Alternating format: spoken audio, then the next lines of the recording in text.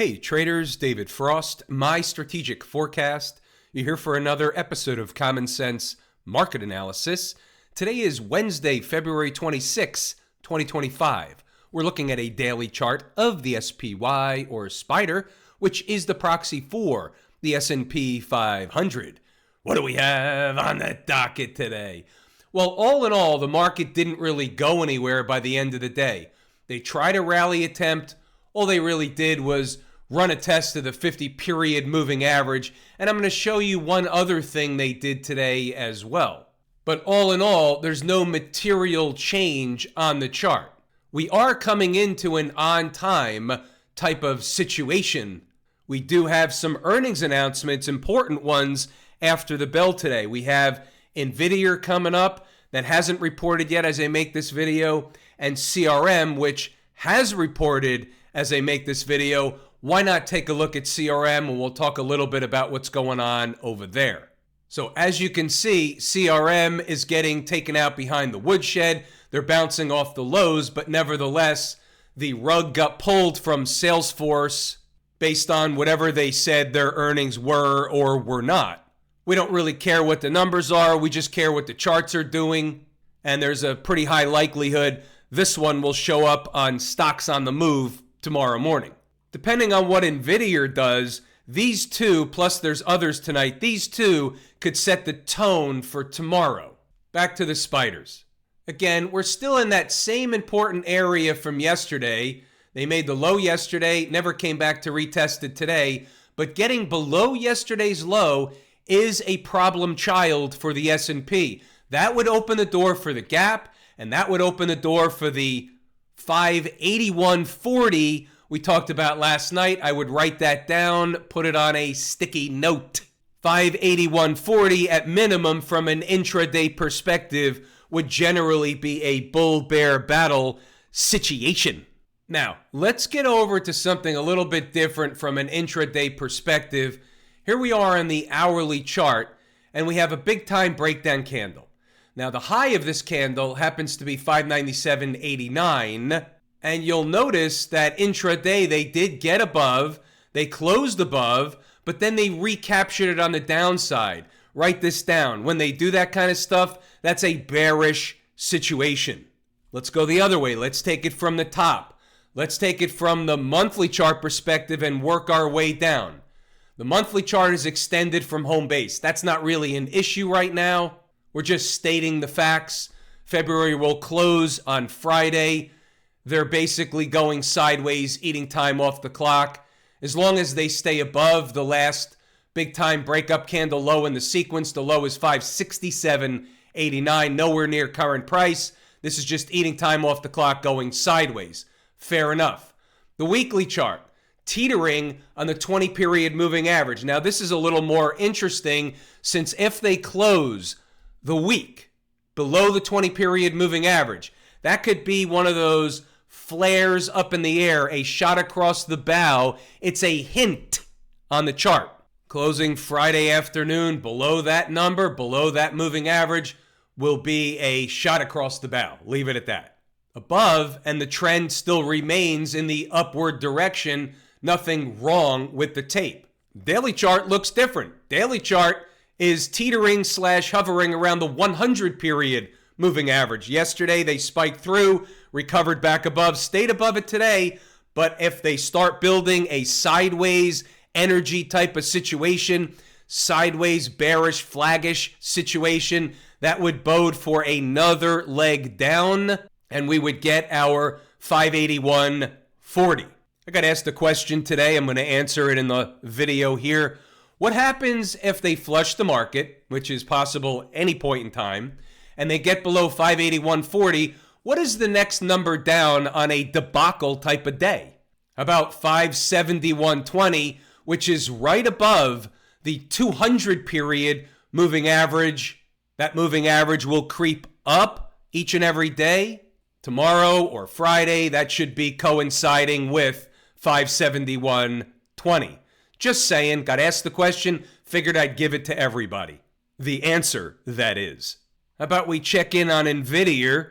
They announced their earnings report, and you could see they went both directions. Down around 125, up around 136, 137. They're basically kind of flat-ish from where they closed the day. Just keeping tabs on a couple of the earnings reports that everybody was waiting in anticipation for. Back to the S&P. Anybody make money today? We had a lot of money made today in the live trading room and inside the numbers. Let's get some numbers on the board and see what happened. The day starts with an early pivot coming in at 597.15. Right of the vertical is today's activity. 597.15 is the blue horizontal line. The pivot represents the fulcrum. It's like a seesaw. The piece in the middle is a fulcrum. Above and she's bullish, below and she's not. But wait, there's more. If she can't sustain price above the pivot, the door is open to fall backward toward 595.15 and lower. She opened the day below the pivot, came into 595.15, bounced off of it with a nice rip-roaring rocket ride. We were buying them up at 595.15. That was the top end of the zone. We had another number down below just in caser, meaning there's a zone of support. We had the top end of the zone. We had a bottom end of the zone down here. We didn't need the bottom end of the zone. We bought them up at the top end of the zone and got paid accordingly. Nice trade for all the participants in the live trading room and inside the numbers. How you doing? We liked dem apples. What I urge you to do is pause the video, read the notes, go back to the chart, and double check the work. I like to highlight a few important things. If you're interested in being an inside the numbers participant, then I urge you to read the numbers and double check the work on the chart. If they drop them a little more, this was at 9:25 in the morning, 5 minutes before the opening bell, 595.15 down to 593.70 is a support zone for a bounce back in the other direction. How much more clear do you need to have it? Period. Before the open, that's your buy area. Pause the video, read the notes, go back to the chart to double check the work. It's all in here. Everything you need to know to be successful trading the S&P during the trading day, whether you're trading the ES, micro contracts, exchange traded products, options on the SPY, options on futures, options on anything you want. What's going on over in Camp IWM? No material change since yesterday. Tried to backtest the 200 period moving average. Didn't quite get there. Came within pennies. Sold away. No material change because they finished basically slightly higher than they closed yesterday, but only by pennies. We're not going to make a federal case out of that. Below the moving averages, below all the moving averages, and the trend is your friend. So this is teetering on not so good for the bull case. Again, with the weekly chart, Friday's close, we're focused on what? Not only the 50-period moving average, but we're focused on the last big-time breakup candle low in the sequence, 213.97. If they give that up, they've already tested it this week. If they give that up by Friday's close, that is a negative connotation. Connotation is a technical term. Write that down. Put it on a sticky note. Connotation. What about the folks down at the transportation department? Very similar to the IWM. Below all the moving averages, not so good. Trend is your friend. Trend is below all the moving averages in the downward direction. We've looked at this weekly chart night after night after night. I can't stress it enough. As long as they stay below that breakdown candle high, which they did, they tested it several times, and now they've created a bearish, flaggish situation. I can call this a bear box. How about a bear box? Check this out. Here's a box. It's a bear box. It's a channel. Call it whatever you want. We have a flagpole down. This is a bearish situation, building energy for an ensuing move in the southern direction. No change. I like to continue to reiterate it to drive the point home. Don't forget, the IWM is my favorite market leading indicator. The transports are my second favorite market leading indicator. A number one canary in the coal mine. What about the Q people? No material change from yesterday. They were up $1.24 today, 0.25%. No material change on the chart, still hovering around the 100 period moving average. Again, coming into an on-time type of situation. If that doesn't take hold and they give up the weekly chart 20 period moving average, and by the way, big time breakup candle low. This is 499.70. If they gave that up by the end of the week, that is a wildly negative situation. What about the financials? So the financials, when you look at the weekly chart, nothing's really going on here. It's bullish. They haven't even come back again to test the 20-period moving average just yet. They may, but this was a breakout attempt, but they're eating time off the clock. This is not bearish. This is bullish until proven otherwise. You look at the daily chart and you say, well, hold on a second. They're below the 20-period moving average. That's okay. That's the faster moving average. Above the 50-period moving average, 50-day moving average, and she's still okay. But what's she doing? She's building a bearish, flaggish situation. We don't know whether that's going to take hold or not. If the on-time type of situation takes hold in the other markets, the financials may get a pop. And here's what we do know about the financials.